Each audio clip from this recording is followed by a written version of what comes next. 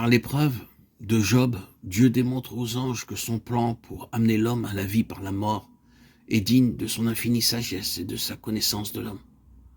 Il prouve au diable que Job ne sert pas Dieu pour les bénédictions qu'il en a reçues et que ses attaques sur les enfants de Dieu conduisent ceux-ci plus près de lui, aussi longtemps qu'il se repose en sa fidélité.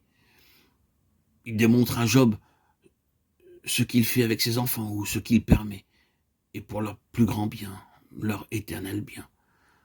Que son amour, ses compassions pour eux sont immuables, même lorsqu'ils sont placés dans la fournaise. Job lui-même le reconnaît lorsque, à la grande lumière de la présence de Dieu, il voit son passé.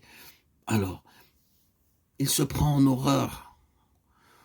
Aux amis de Job, Dieu démontre que l'homme peut être justifié devant lui et marcher dans l'intégrité de son cœur, et cependant être atteint par de dures épreuves. Celles-ci ne sont pas toujours et nécessairement le châtiment du péché.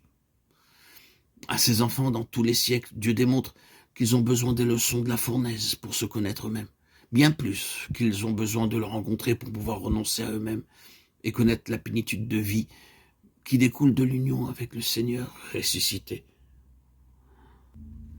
Les premières pages du livre de Job nous font assister à un conseil dans les lieux célestes où Satan se présente avec les fils de Dieu.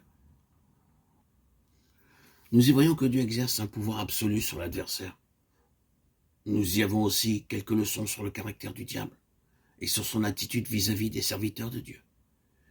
Il nous y est montré que le diable prend comme cible de choix tout enfant de Dieu qui fuit le mal et veut vivre droitement. Par tous les moyens, il essaie de détruire sa communion avec Dieu. Toutefois, souvenons-nous des promesses faites. Je leur donne la vie éternelle. Elles ne périront jamais. Personne ne les ravira de ma main. Parole de Jésus aux disciples concernant ses brebis. Jean 10, 28, 30.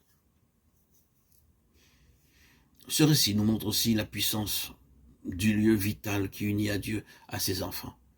L'adversaire est autorisé à les éprouver de bien des manières, mais ils sortent victorieux de l'épreuve.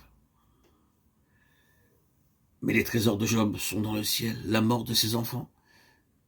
Il les remettait quotidiennement à Dieu et offrait des sacrifices pour eux. Il a la conviction que ses enfants sont avec Dieu. Frappé de tous côtés, brisé, Job désire mourir. Même alors, il ne lâche pas l'ancre de son espérance. Il a la certitude qu'il est entre les mains de Dieu, de même que par la foi, il y demeure. Que les rachetés sachent bien qu'ils sont gardés par l'amour de Dieu, que par la foi ils demeurent sous sa puissante main et le Seigneur les élèvera quand il en sera temps.